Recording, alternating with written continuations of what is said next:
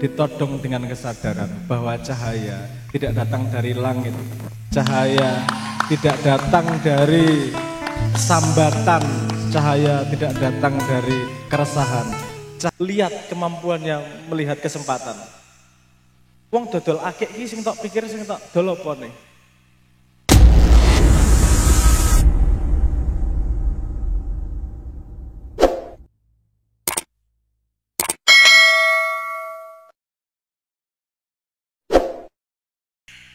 Ada pertanyaan lagi, tadi saya lihat ada 2 pertanyaan. Nanti Gus Lutfi tadi request mau sholawatan sama Mas Abrang supaya cair. Tapi ya sama aja, lagunya Mas Abrang itu juga isinya sholawat semua. Ya sholawat nang Gusti Allah, ya sholawat nang Kanjeng Nabi. Cuman syairnya berbeda.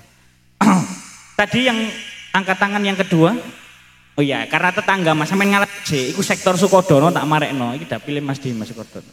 Sing anak kecil tadi loh di sini tadi mana?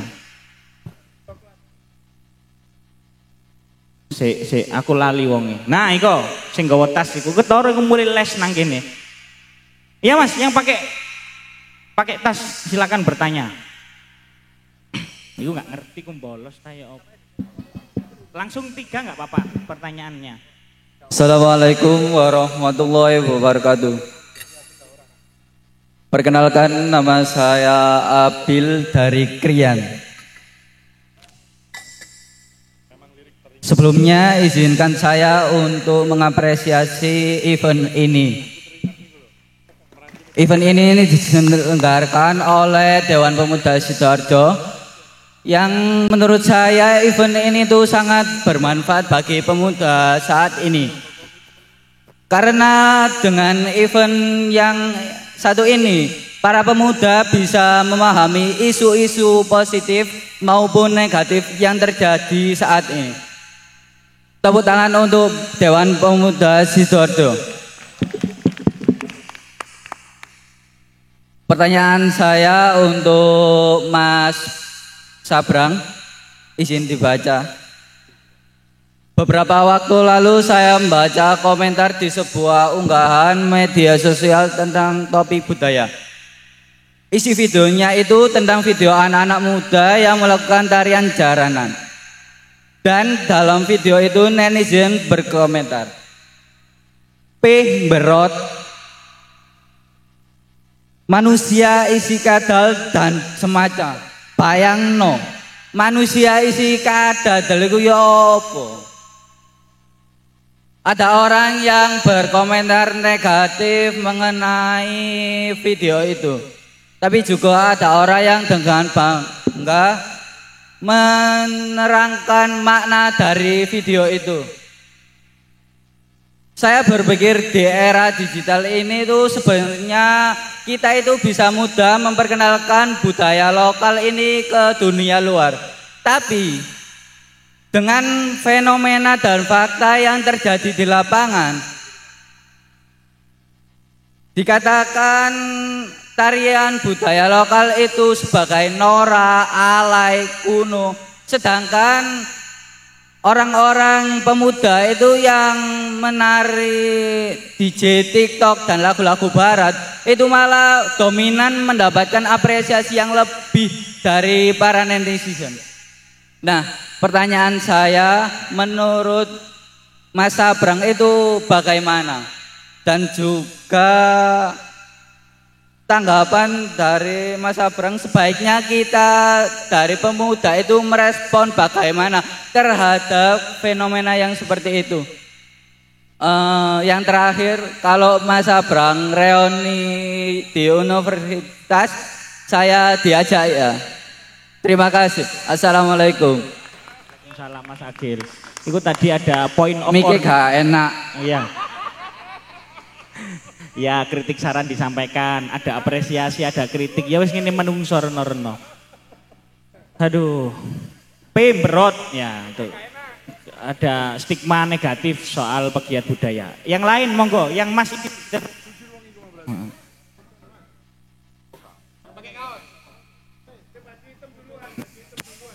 Sing ini kok sing pojok.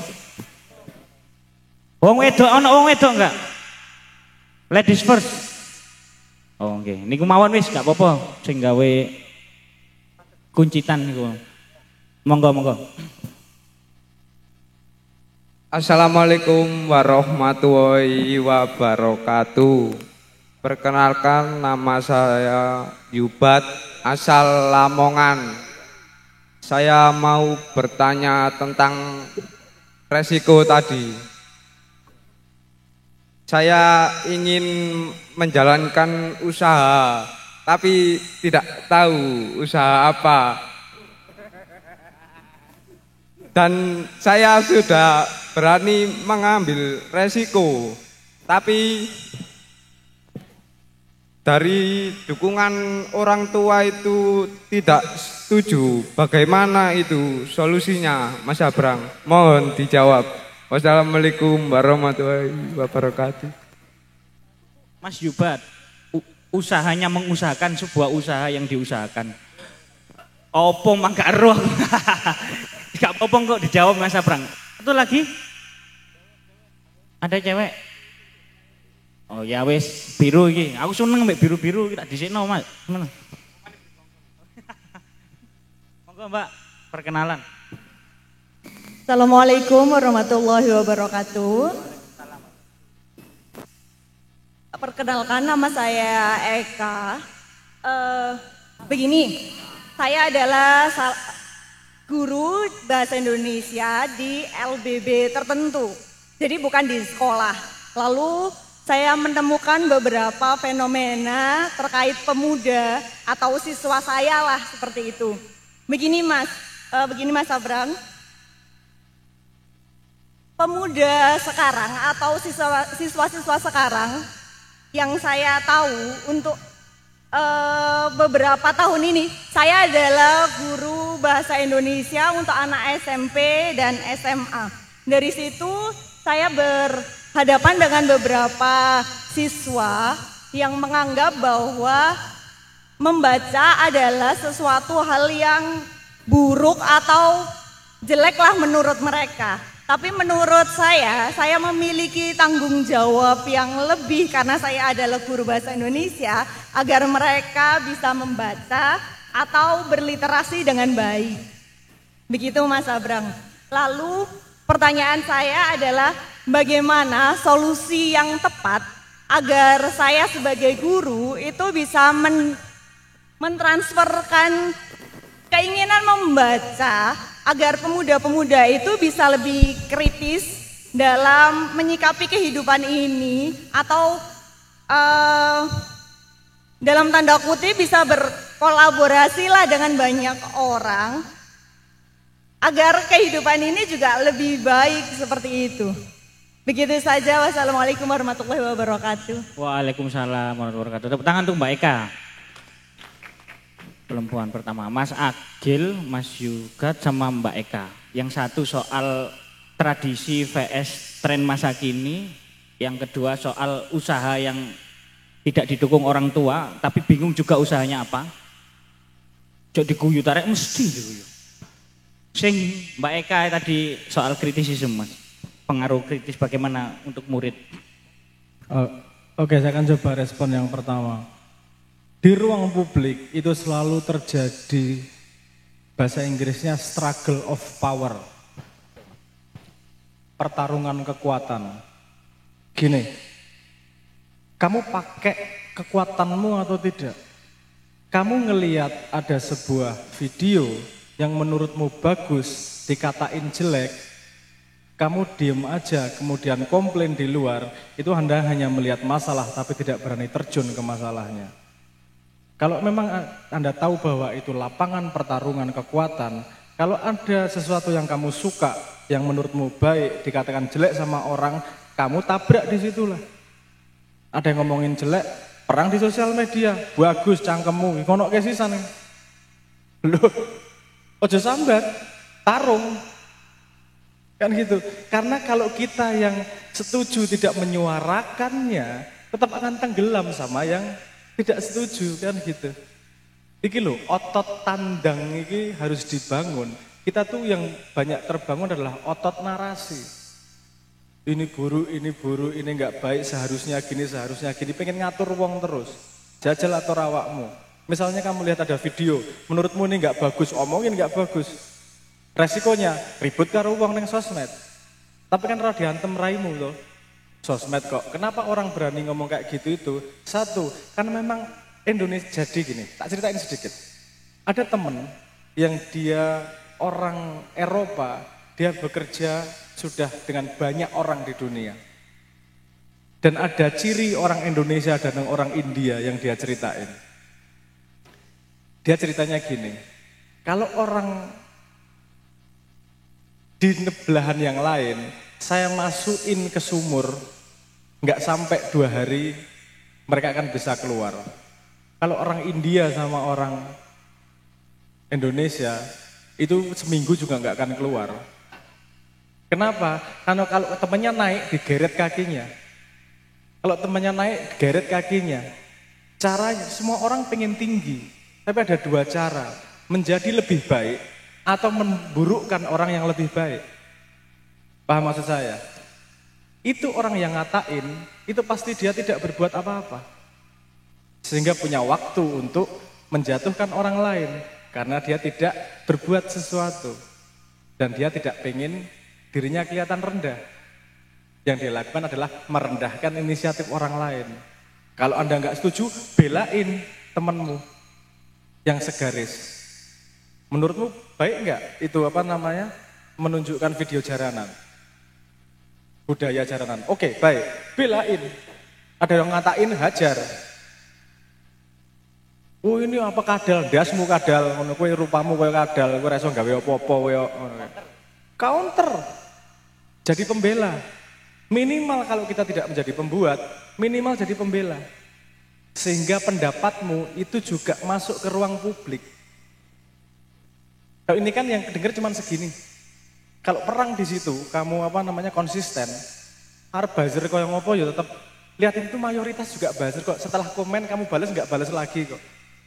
Mayoritas gitu. Anda lihat profilnya, itu followernya 1 atau 0. Wes toh, aku wis ndelok bola-bali. Si yang ngatain, Anda lihat profilnya, lihat konten-konten yang dia buat, mesti ramutu. Karena orang yang jago ngatain itu nggak jago berbuat. Biasanya kayak gitu. Makanya perang, tandang. Anda nggak setuju, sampaikan. Sekecil-kecilnya suara Anda, itu akan membuat keseimbangan pada kekuatan pendapat di ruang publik. Kalau Anda memang benar-benar sungguh-sungguh mau setuju terhadap sesuatu, belain juga di sosial media. Gitu ya. Pertanyaannya wani pora. Gitu. Ini bayangkan yang buat, itu resikonya kayak apa.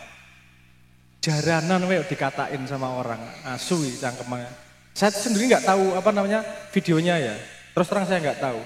Tapi saya dengar dari seorang teman ustadz juga di Jombang, itu ngomong bahwa jaranan itu gerakannya tuh ngajarin wudhu. Coba lihatin gerakannya. Itu cara para wali untuk ngajarin wudhu ke masyarakat Indonesia lewat budaya atau tari yang namanya jaranan. Sehingga dilestarikanlah jaranan itu, bagian dari dakwah Islam. Ada yang ngomong gitu. Nah, banyak yang nggak paham dan nggak setuju. Namanya ruang publik kayak gitu. Jangan ngatain dari jauh. Tarung di situ. Kalau dia ngatain, balik katain lagi. Wes, rodo perang sisan, gawe akun 200, gue perang neng kono. Orang mau sisan wae. Gitu loh maksud saya. Pemuda, ya wani kalau pengen mau berbuat baik, pengen mengubah budaya, dorong budaya yang kamu percayai. Karena kalau kamu tidak melakukan apapun, kamu akan hilang sama budaya yang lain. Gitu ya. Sorry malah nggak IPR. Ya itu jalannya memang seperti itu kalau di ruang publik. Nomor 2 tadi, enggak, tapi tidak diafirmasi orang tua.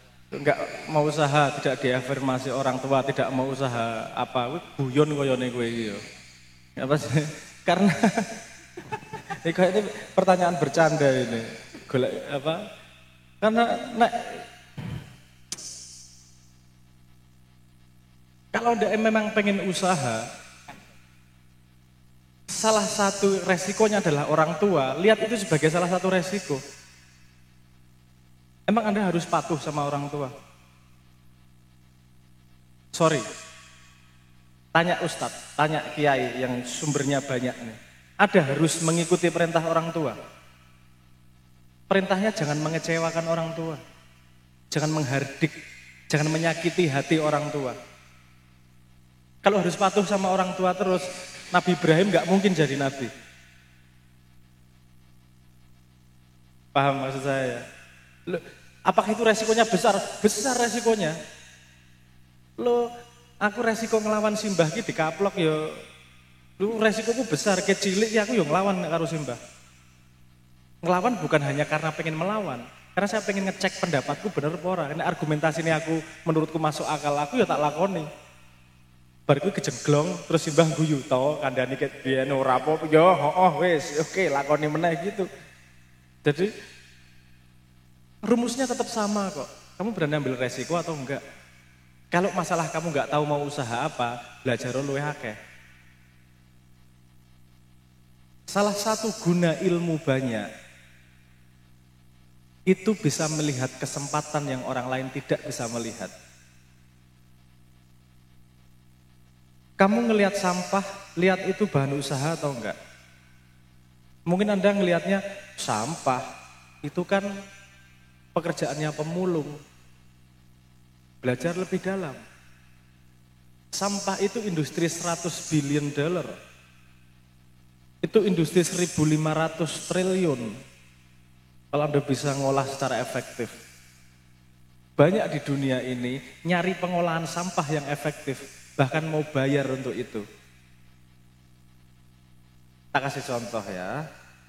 Tetangga saya dulu sudah ada tetangga desa, bukan tetangga langsung ya, satu desa. Itu saking tidak tahu mau usaha apa, dia bungkus tai kambing kecil-kecil dan dia jual sebagai obat kuat. Oh enggak enak rasanya, wong namanya obat kok. Oh dia bungkus sedemikian rupa, aku delok yo asu gitu, tapi dia kreatif melihat kesempatan bahwa itu tidak bermoral ya.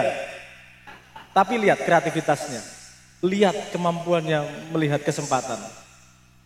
Wong dodol akeh iki sing tok pikir sing tok dol apa nih? Ceritane, bumbune. Memang ada pecinta-pecinta batu ya paham. Ono yang sing iki mbiyen pas nang air terjun kae. Aku topo seminggu. Sing tok dol ceritane. Bisa sih. Mohon maaf, tidak mungkin Tuhan menyediakan alam raya segini banyak tanpa menyediakan kesempatan hidup untuk semua orang. Bahwa manusia tidak bisa melihat kesempatannya, itu artinya dia belum mengupgrade ilmunya. Nek jenengan belum bisa melihat kesempatan bisnis, artinya belajar meneh. Simple kok, ono AI, foto, thread. Aku iso usaha apa ya kira-kira? Foto ya. Dia elak metu ide-ide. Mungkin bukan ide pertama yang bagus. Tapi kemudian Anda, oh iya, ono kesempatan ngono ya. Terus didiskusikan, suwe metu ide. Banyak kok ide-ide, misalnya, kowe ngerti ra wong juggling kae. Ono sing bayar lho, mengubengke bal. Pesulap itu pembohong lho. Dibayar lho. Lihat, kreativitasnya membohongi orang lain itu dibayar. Beda nih pesulap sama dukun, itu nek pesulap wis ngomong karo penontonnya bahwa ini ngapusi loh. Nek dukun ngapusi ngomongnya jin ngono loh. Loh, enggak semua ya, ada yang punya kemampuan seperti itu tapi mayoritas itu sulap. Yang kenapa saya ngomong gini? Karena distributor alat sulap di Jogja itu saya kenal dan dia ngomong konsumenku paling banyak adalah dukun. Aku nih wah sugi ternyata dukun-dukun tuh alat sulap loh. Kreatif loh. Kreatif loh. Artinya pintu usaha itu neng ngendi-ngendi nek kowe kreatif ngono lho. Wong tai wedhus wis sudah di duit obat kuat kok. Ya, kemudian kan nabrak dengan nilaimu yang lain. Apakah ini bermoral, apakah tidak? Ya, kreatif terus. Sebelum saya berpindah, saya pengen cerita satu hal yang diceritakan oleh salah satu orang. Saya nggak bisa nyebut namanya. Tapi bapak saya waktu itu, mungkin kalau bapak saya jenengan kenal semua. belajar bisnis karo dhek. Oke, saya ngikut dia seminggu. Salah satu cerita dia. Dia pernah punya warung kecil yang kemudian kayak minimart gitulah. Sepi, nggak ada yang datang. Dia bingung gimana ya caranya. Dia nanya sama pekerjanya, nyari ide terus menerus. Sampai akhirnya semuanya dikumpulkan. Iki nek ora tutup kita kehilangan gawean bersama nih.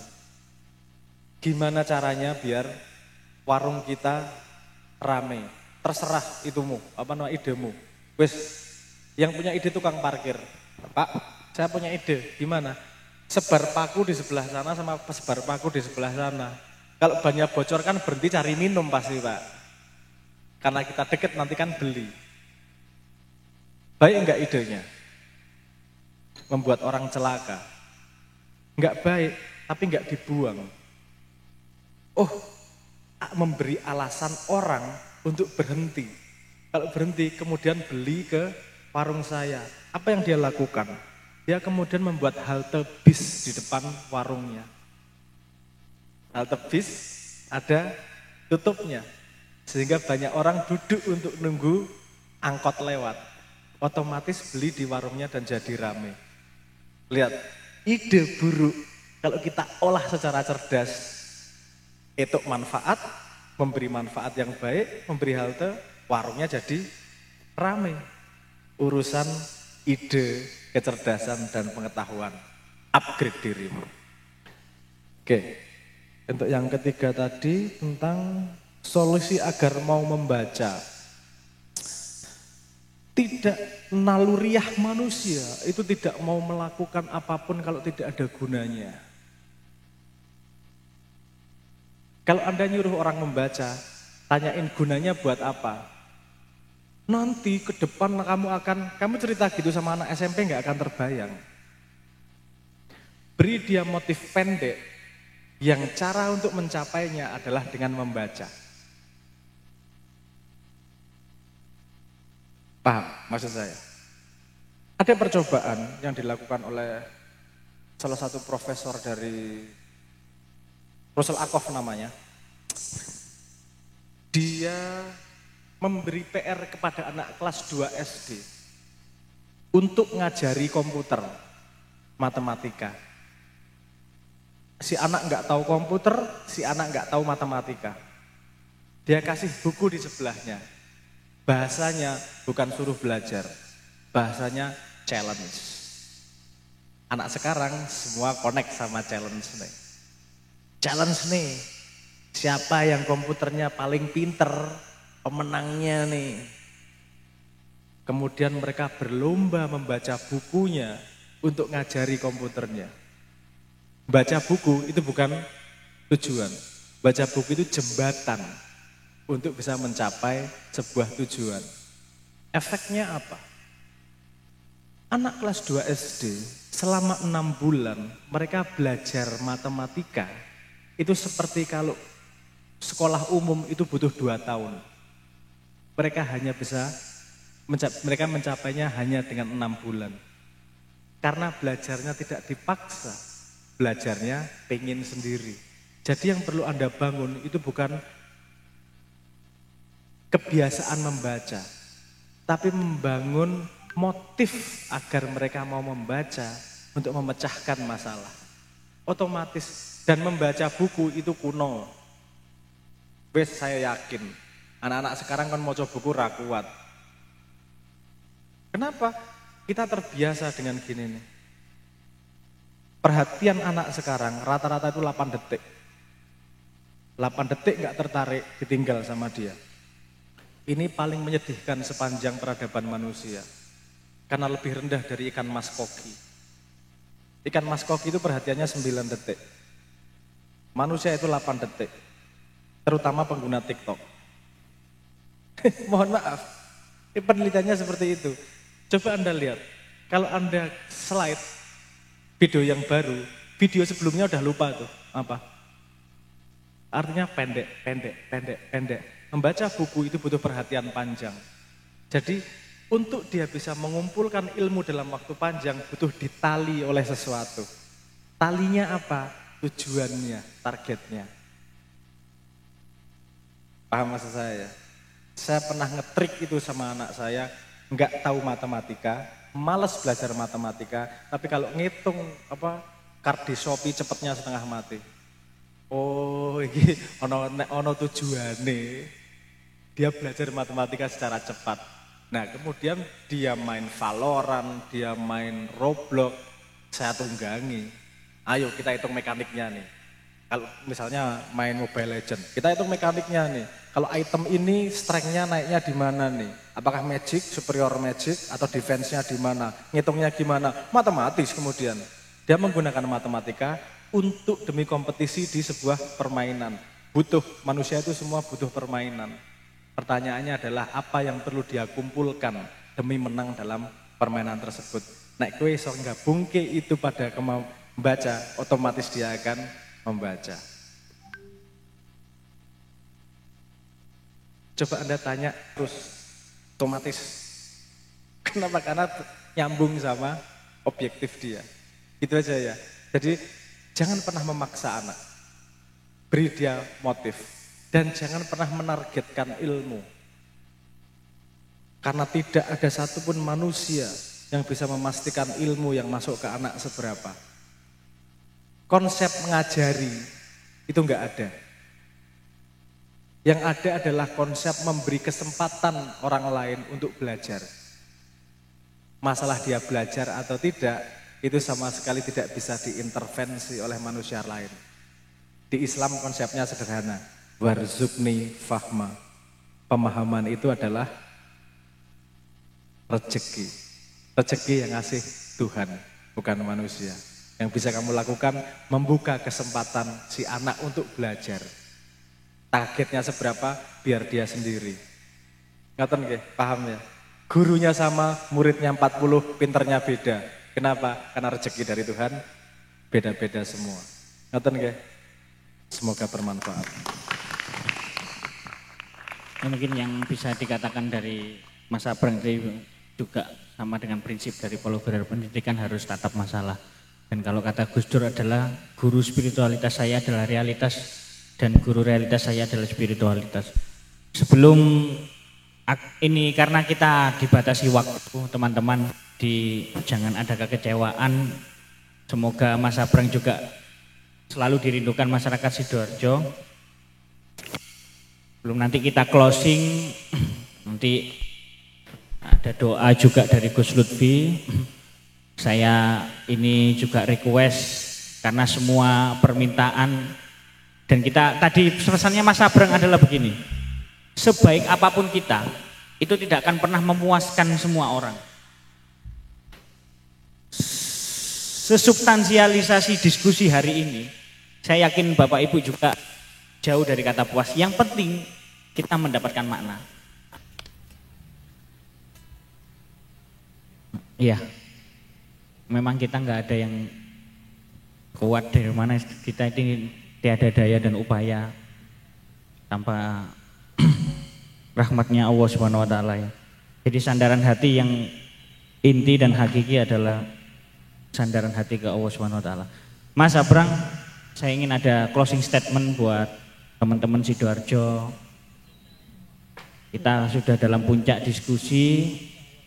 Kami segenap panitia juga kami mohon maaf kalau tidak bisa memfasilitasi semua pertanyaan. Yang jelas tadi kalau kita bicara soal pemuda, klimaksnya adalah soal progresivitas. Jadi pemuda yang progresif itu bagaimana Mas Abrang?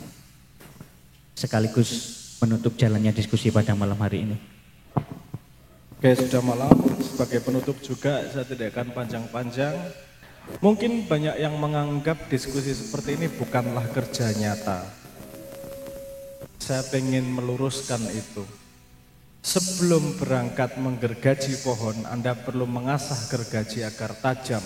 Jadi ketika menggergaji pohon jadi lebih mudah.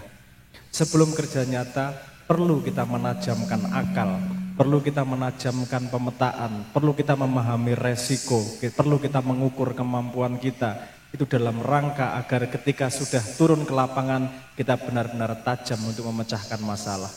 Dan masa depan tidak akan bisa diubah kecuali kita berbuat sesuatu terhadapnya.